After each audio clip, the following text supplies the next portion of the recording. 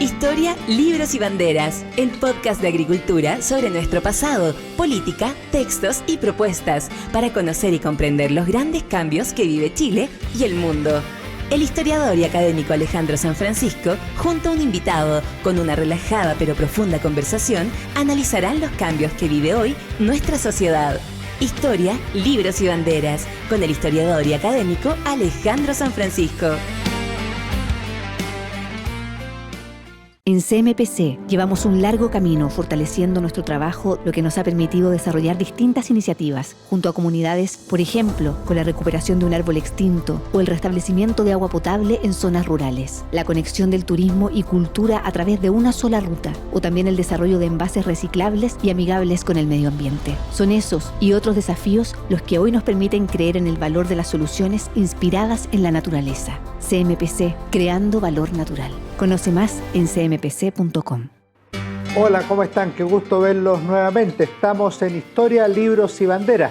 Soy Alejandro San Francisco y tengo la alegría de tener hoy con nosotros a Agustín Esquella, abogado, pero sobre todo reconocido profesor de provincias, como le gusta recordar a él, habitualmente en la Universidad de Valparaíso, donde también fue rector, ha sido profesor en la Universidad Diego Portales, y también ha participado en el debate público en múltiples oportunidades a través de la prensa. En el último tiempo fue convencional constituyente y ha escrito numerosos artículos y libros sobre pensamiento político, sobre conceptos fundamentales como la democracia, sobre cultura. Realmente una trayectoria muy destacada y justamente reconocida. Pero hoy lo hemos invitado a conversar sobre su última función pública, Apuntes de un Constituyente, publicada este 2022 por la Universidad Diego Portales. Primero que todo, ¿cómo estás, don Agustín?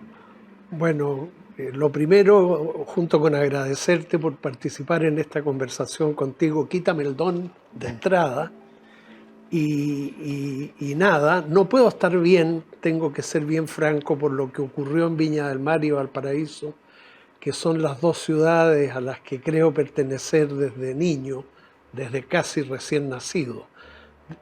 Por los incendios en torno a Navidad. Los incendios y los efectos en cerca de 350 viviendas, calcula tú 4 o a veces más habitantes por vivienda, la cantidad de personas dañadas.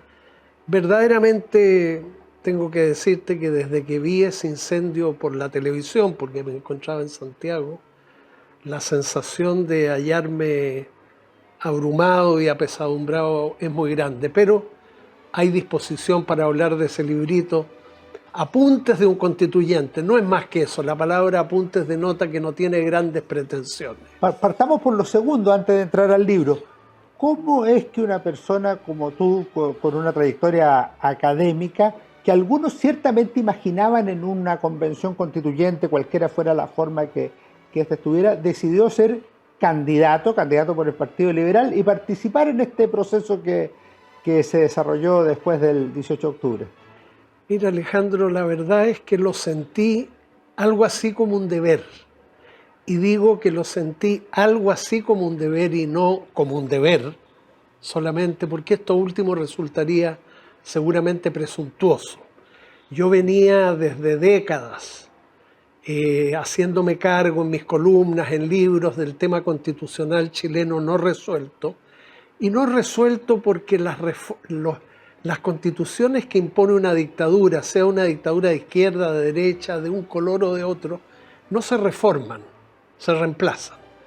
Y la verdad es que Chile ya estamos a 42 años de la constitución de una dictadura que no hemos querido o sabido reformar. Entonces, habiéndome involucrado yo mucho en el debate constitucional con vistas a reemplazar de una vez la Constitución del 80 para cumplir ese objetivo, zafarse de una Constitución aprobada en dictadura, pero también, Alejandro, tener una Constitución para el siglo XXI. El objetivo no es solo reemplazar la Constitución del 80.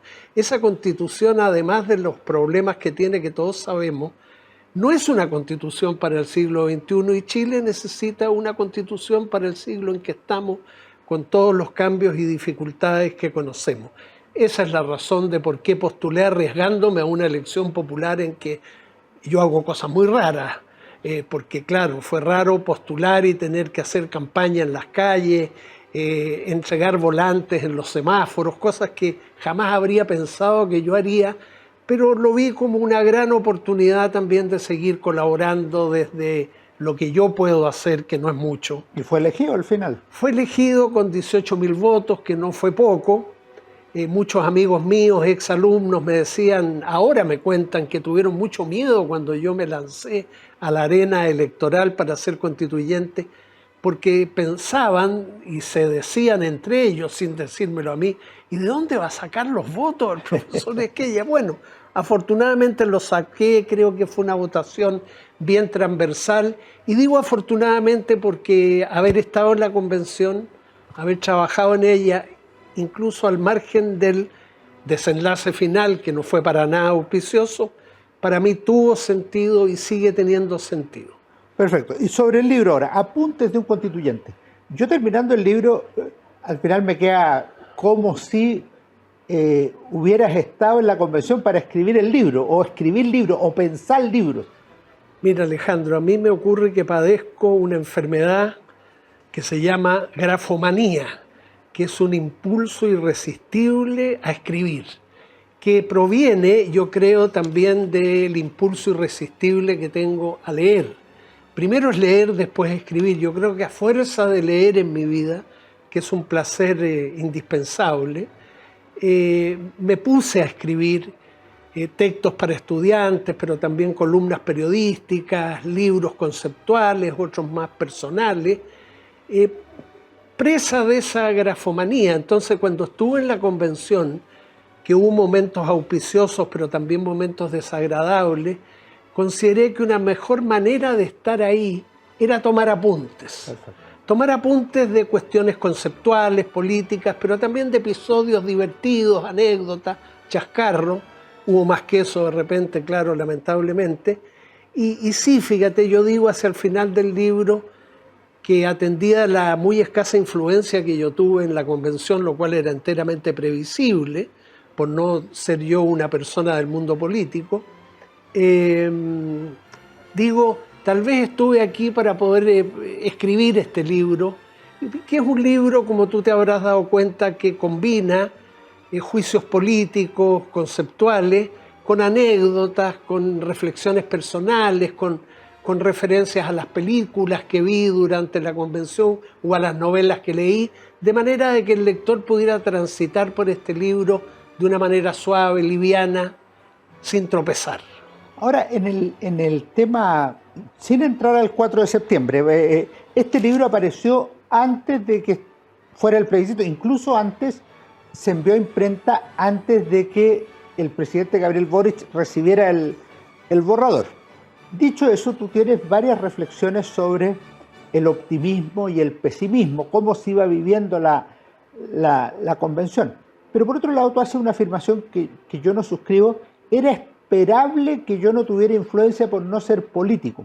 La verdad es que antes de la elección del 15 y 16 de mayo del 2021, y antes de configurarse la convención tal como se configuró, sí se esperaba una influencia de personas como tú, mucho más relevante, que fueran como una voz que orientara, que dirigiera. Tú cuentas varias anécdotas en sentido inverso, que tú decías, yo pienso que por aquí puede haber tal cosa. Decían, oiga, no venga a dar clases por acá.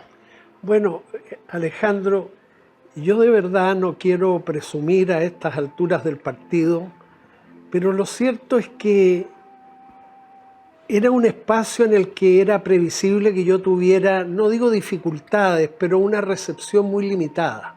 Porque una convención constituyente es un espacio político y yo soy un académico. Nunca he militado en un partido político, nunca, y ya creo que no lo haré. Y segundo, tengo ideas políticas, obviamente, que me complican mucho la vida en un país porque son muy poco compartidas en el país en que vivimos. Yo me defino, Alejandro, como un liberal de izquierda. léase en lenguaje académico un liberal social, un liberal igualitario, un liberal progresista, no un neoliberal. Y ahí tú dices que genera una doble distancia Pero, en las derechas y en la izquierda. Claro, porque Alejandro, como tú me señalas, yo digo que soy liberal y casi toda la izquierda risca la nariz. Y después agrego que soy de izquierda y la que risca la nariz es la derecha. Entonces, yo desde siempre, desde joven en la universidad, ¿para qué te digo en el gobierno de la Unidad Popular, en que tenía las mismas ideas políticas que tengo ahora? ¿Para qué te digo durante la dictadura? Y aún después de la dictadura, vivo en una cierta soledad en términos de mis ideas políticas, porque el liberalismo, tú eres historiador y tal vez podríamos en otra ocasión hablar si yo estoy acertando o no, en Chile ha sido siempre salvo en la versión neoliberal que me parece la perniciosa, ha sido una flor extraña, una flor exótica. En el siglo XIX los liberales chilenos tenían que salir al exilio.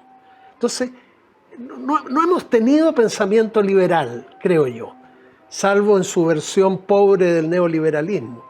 Bueno, y si tú le agregas a eso un liberalismo social, bueno, en ese sentido yo creo que se entiende, y yo lo entendí quizás antes de llegar a la convención, Alejandro, de que a diferencia de lo que todos me decían, tú vas a tener una gran influencia.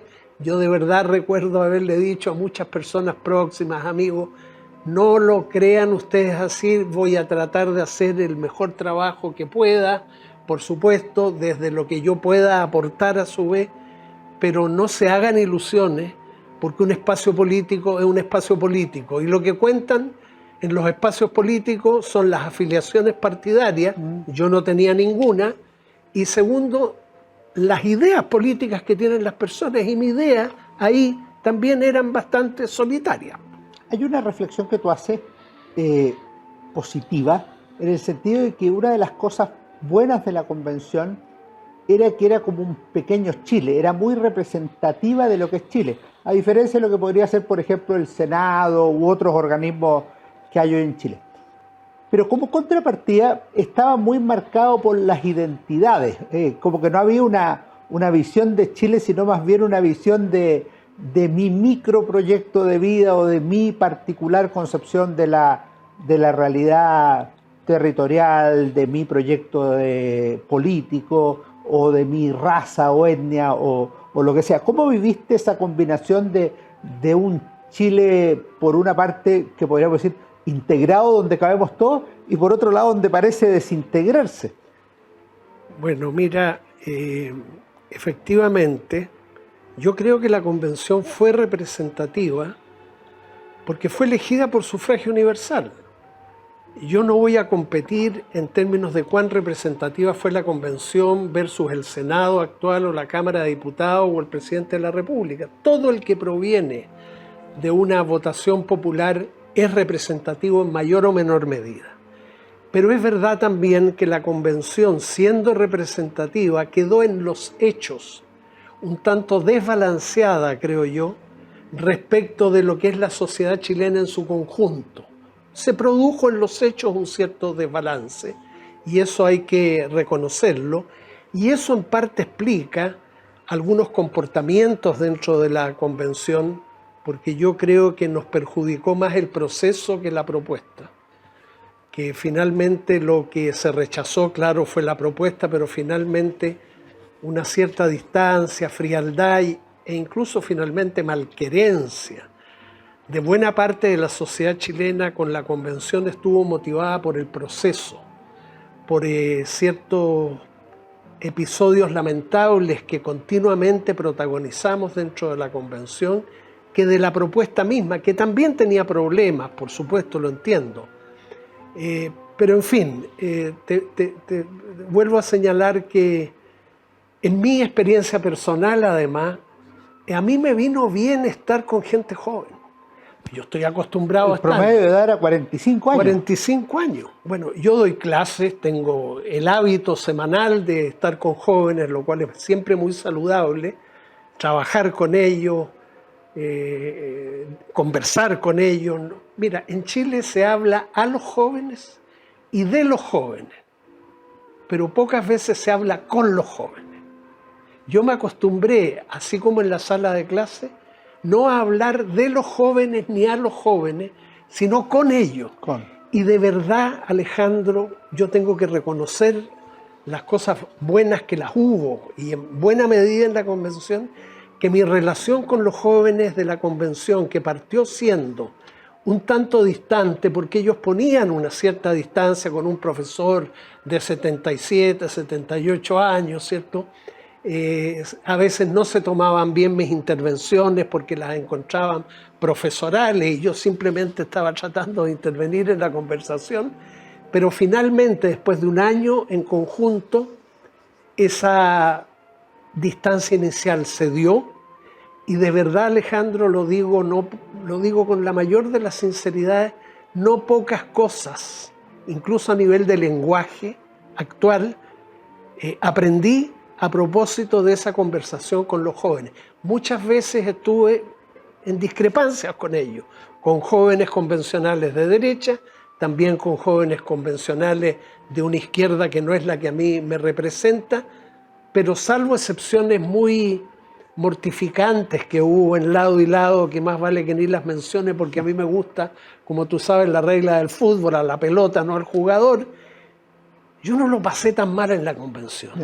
Precisamente, si he de mencionar cosas positivas, esta. Estamos conversando con Agustín Esquella sobre su libro Apuntes de un constituyente, editorial Diego Portales, aquí en Historia, Libros y Bandera. Agustín, te quería preguntar sobre un tema que aparece solo tenuemente mencionado, que es sobre el origen de la convención. Porque se dice el origen fue la violencia del 18 de octubre. Tú dices, ojo, porque el origen está también en las marchas ciudadanas, particularmente el 25 de octubre, y sobre todo en lo que podríamos llamar los problemas reales de Chile el 2019. ¿Cómo ves tú esa dicotomía o esa integración? Considerando además que hubo una sesión muy curiosa, por decirlo de alguna manera, donde muchos convencionales decían que gracias a la violencia de octubre o a los violentistas de octubre se había llegado al proceso constituyente como una especie de condición de posibilidad. Mira, yo le atribuyo mucho más valor y efectos positivos en el proceso constituyente en que todavía estamos a los movimientos sociales que al vandalismo del mes de octubre. Soy de los que creo, pero y esto desde siempre, que la violencia no es el camino para conseguir objetivos políticos. Yo me quedo con ese 1.200.000 personas que copó la Alameda Bernardo Higgins y varios centenares de miles en las principales ciudades del país que protestaron pacíficamente. Entonces hay una relación entre la protesta pacífica y el proceso constituyente. Pero desde luego no vamos a desconocer que la violencia de octubre también tuvo efectos. Y antes de la violencia de octubre, esta ingenuidad de creer que vivíamos en el país mejor de América Latina, todos esos cuentos que nos contamos los chilenos, el oasis... Y que nos creemos los chilenos.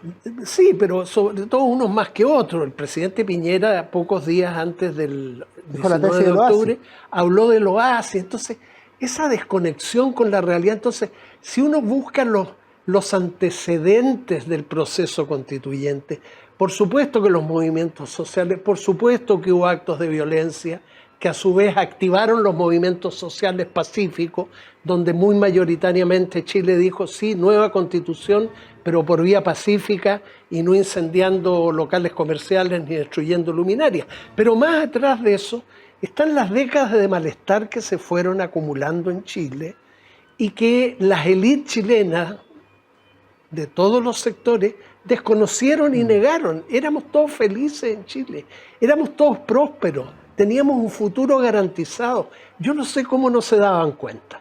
Entonces, siempre hay que ser muy cuidadoso, creo yo, en trazar nexos causales en las cuestiones que conciernen a los seres humanos, pero por lo mismo, más que causas, yo prefiero hablar de antecedentes.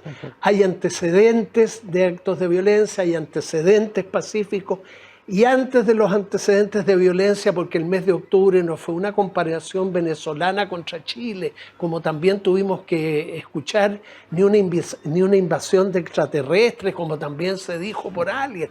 Entonces, esa ingenuidad ese despiste, o a veces incluso yo pienso esa mala fe, nos hace creer, a veces sinceramente, yo no lo descarto, la buena fe, necesariamente no siempre la hay, pero demos por hecho que la mayor parte de las veces la hay. Es difícil trazar nexos causales, pero el proceso constituyente en Chile está, más que los movimientos sociales del 19, más que la violencia, más que el malestar, yo creo que está en el hecho de que un país que se respeta a sí mismo no puede vivir 42 años con la constitución de una dictadura. Si mañana, Alejandro, cayera el régimen cubano de Nicaragua y los que reemplazaran a esos gobiernos dijeran, miren, nos vamos a demorar 42 años en reemplazar el estatuto constitucional cubano actual o el nicaragüense, ¿qué diríamos aquellos que tenemos críticas fuertes y antiguas contra el gobierno cubano y contra el gobierno nicaragüense? Les diríamos, pero ¿cómo se van a demorar 42 años? Háganlo ya. ¿Qué nos pasó a nosotros? Yo creo que es bueno pensar, ya el pasado no se puede corregir, no se puede enmendar, pero creo que de cara a esta nueva fase del proceso constituyente, que enhorabuena se ha puesto en marcha, enhorabuena que no se detuvo, debe hacernos pensar más allá de octubre. A propósito del nuevo proceso constituyente, le quiero preguntar un argumento que encontré bien interesante en tu libro. El argumento del Estado social de derecho, no como alternativa al Estado liberal, sino como complemento del Estado liberal. Y me parece que está bien explicado, pero de cara al proceso que se inicia, yo creo que sería bueno que se analice y se explicite muy bien, porque en el contexto de la convención y de la propuesta constitucional, al menos a mí me parece que el sesgo estatista del proyecto general al menos hace razonable que alguien piense esa crítica que usted dice que se le hace al Estado social como Estado socialista, al menos como posibilidad. Bueno, el Estado social existe en Alemania desde 1949, no establecido en la Constitución. Existe en España desde 1978. Entonces yo diría a quienes pudieran tener temor de la figura del Estado social, examinen qué sociedad es hoy Alemania, qué sociedad hoy España. En Chile ha habido un cierto rechazo al Estado social porque, como tú sugeriste en tu pregunta, se lo confunde con un Estado socialista, y en verdad es Estado social, no socialista. El Estado liberal, el Estado de libertades, sustituyó o reemplazó al Estado monárquico absoluto siglo XVII-XVIII. Lo reemplazó radicalmente, enhorabuena. No. Era mucho mejor tener un Estado liberal que tener un Estado monárquico absoluto con reyes que se decían elegidos directamente por Dios. ¿Cómo se podía vivir con tantas supersticiones? Y varios siglos, siglos. No era un par de días. Bueno, y el Estado social lo que dice es, mire, el Estado liberal está muy bien, no lo vengo a reemplazar, vengo a añadir como Estado social una garantía de acceso a bienes básicos, primordiales de atención sanitaria, educación, vivienda, pensiones justas, ingresos justos por el trabajo, porque de la figura del Estado social se desprenden los derechos sociales, su perentoriedad, por así decirlo. Entonces, el Estado social no reemplaza al Estado liberal, lo refuerza. ¿Por qué, Alejandro? Porque si el Estado liberal es un Estado de libertades, que nadie, ni tú, ni yo, ni nadie, espero, está dispuesto a renunciar jamás, en la medida en que más personas tienen accesos garantizados a bienes primordiales, básicos para llevar una vida digna, autónoma, responsable, hay más posibilidades de que esas personas sean libres. Personas que no tienen garantizados esos bienes tienen dificultades para ejercer sus libertades. Entonces el Estado social es funcional al Estado liberal. No lo sustituye. Yo no aceptaría un Estado que sustituyera un Estado liberal en caso alguno, porque la libertad es el principal valor, creo yo, que tenemos que proteger socialmente, sino que lo extiende. Más personas van a poder ser en el hecho libres en cuanto al ejercicio real de sus libertades, con un Estado liberal más Estado social que con un Estado liberal puro sin Estado social. Hay un tema que no desarrollas en el libro y que a mí me llamó la atención si tiene alguna razón, que es la noción de poder constituyente originario o poder constituyente derivado asociado a la Convención Constituyente. ¿Fue por algo especial o qué piensas de esa discusión? Mira, la verdad es que nunca me la he tomado muy en serio de partida, aunque sí académicamente se hace y en la Convención tuvo mucha presencia. El único poder constituyente soberano es el pueblo, y empleo la palabra pueblo para referirnos a todos los que llegados a cierta edad, por lo menos, ¿cierto?, son ciudadanos, lo cual no significa tampoco excluir a los que por razones de edad u otra no han llegado a la ciudadanía. El pueblo, por así decirlo, en verdad somos todos los chilenos. Y eso es lo que hace difícil gobernar para el pueblo, porque en la sociedad chilena hay pueblos, y no me refiero a los originarios y al chileno, sino hay muchos segmentos de la sociedad, en fin, muchas diferencias. Pero afirmado eso, claro, el pueblo puede decidir entregarle a representantes elegidos por sufragio universal la competencia para modificar la constitución vigente o para ir hacia una nueva constitución, poder constituyente derivado, ¿cierto? Pero yo sería partidario, dado lo que dije antes, que en el futuro de Chile todas las reformas constitucionales, salvo las que sean ajustes menores al texto constitucional, se sometieran a plebiscito. O sea, desde luego en la próxima constitución se va a decir que el Congreso Nacional va a tener el poder, la competencia para modificar la constitución nueva que se apruebe. Pero yo sería partidario que se agregara, precisamente porque el titular de la soberanía, el único verdaderamente, irreductiblemente, es lo que yo llamé el pueblo, que esas reformas, cuando fueren relevantes, y se pueden establecer criterios para decidir eso, sean sometidas a votación popular. Hay una frase tremenda en tu libro, página 163. Si el texto constitucional propuesto fuera rechazado en el plebiscito de septiembre de 2022, querrá decir que hemos fracasado. Ya sabemos que fue rechazado. ¿Sientes que fue un fracaso el trabajo de la convención? Y te lo junto con otra pregunta, porque tú fuiste muy crítico de muchas cosas que ocurrieron adentro, y hay personas que decían, bueno, ¿por qué Agustín Esquella no se la jugó contra la propuesta de la convención?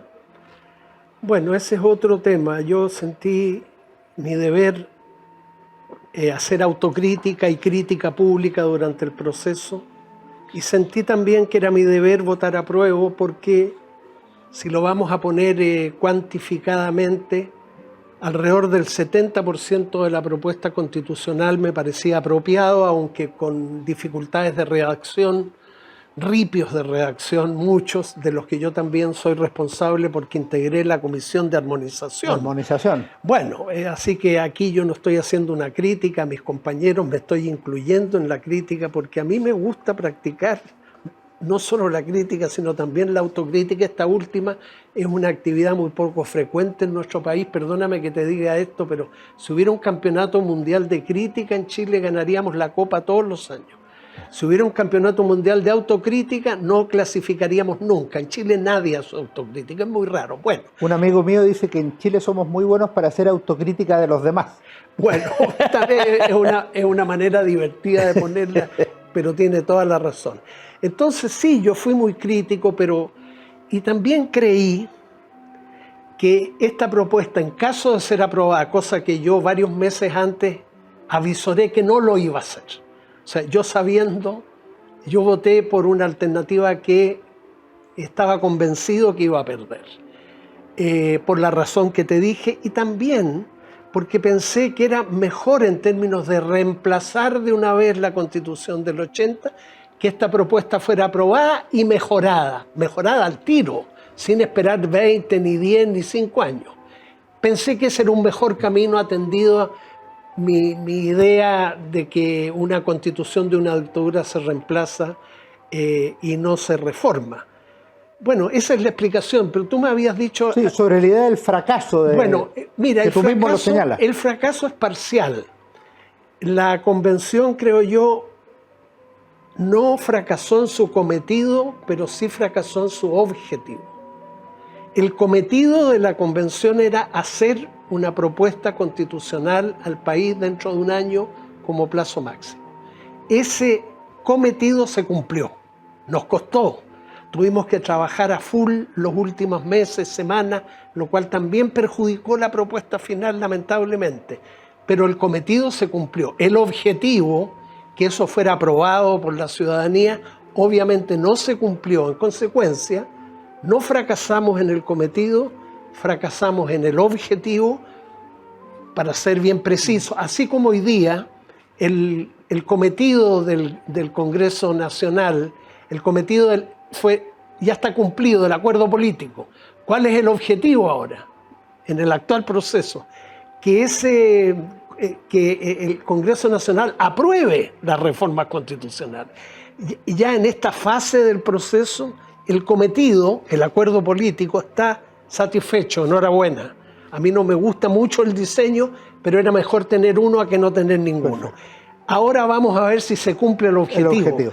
Y yo espero que se cumpla porque, aunque no sea sobre la base de un diseño que a uno lo satisfaga, tenemos el deber ante nosotros mismos y ante la comunidad internacional de reemplazar de una vez la Constitución del 80. El prestigio de un país no depende solo de los tratados de libre comercio, depende también de su estatuto constitucional. Entonces, yo creo que si somos como todos muy deseosos de que Chile tenga una imagen internacional adecuada, no creamos que la imagen internacional de los países depende solo de cómo se comportan cuando compran y venden, sino también de qué estatuto constitucional tienen, de qué calidad de la democracia ostentan, de cómo es su rendimiento en materia de derechos humanos.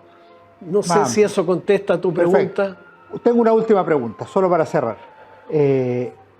¿Algún libro, alguna recomendación para nuestros lectores? Esta obra está llena de sugerencias bibliográficas de cosas que leyó durante la convención, pero tú eres un gran lector y quería ver, puede ser sobre temas públicos, novelas, lo que tú quieras para compartir con nuestra comunidad. Mira, me encantaría compartir una novela porque es el género literario que a mí más me atrae, me seduce, me encanta, me consuela, me distrae, me permite la novela comprender mejor quién soy, quiénes son los que viven cerca mío, la sociedad en que vivo, la humanidad de todos, no sé. La novela tiene esa ventaja, nos predispone a un contrato de indulgencia mutua, como decían los antiguos, para comprender no solo nuestros propios defectos, sino sobre todo los defectos de las demás, y están más dispuestos a la indulgencia y a la compasión incluso que al juicio. Entonces me atrevo a recomendar la novela del historiador Hugh Stewart, que no es una novela en realidad, pero está escrito como si fuera una novela. El hereje y el cortesano. Mira qué título más lindo. Es una contraposición entre dos grandes figuras de la filosofía, Baruch Spinoza y Gottfried Leibniz. Ambos filósofos, Leibniz además científico del siglo XVII. Pero ¿cómo te puede interesar dos filósofos del siglo XVII? Podrías decirme tú, pero tal vez no tú, alguna de las personas que escucha esta conversación. Es que son dos figuras apasionantes. El hereje, por supuesto, es Spinoza. El cortesano es Leibniz. Leibniz era un tipo socialmente muy considerado, un poco arribista. Baruch Spinoza terminó sus días arrendando una pieza en una posada en La Haya y puliendo libros para lupas y para telescopios para ganarse la vida. Vamos a dejarlo anotado entonces. Mis simpatías están con Spinoza, yo creo que no te sorprende eso, más que con Leibniz. Perfecto, queda anotado. Hemos tenido una gran conversación con Agustín Esquella. Espero que nos volvamos a ver en el programa con otro de tus libros, Agustín. Tengo un par anotados ahí en mi casa, así que vamos a estar en contacto. Cuando tú quieras, porque este tipo de conversaciones no es solo un deber tenerlas en el Chile actual y en todo momento, sino para mí, pienso que para ti también, por tu sonrisa, son un agrado. Entonces, cumplir con el deber y pasarlo bien, qué mejor. Muchas gracias. Nos vemos en nuestro próximo Historia, Libro y Bandera. Que estén muy bien.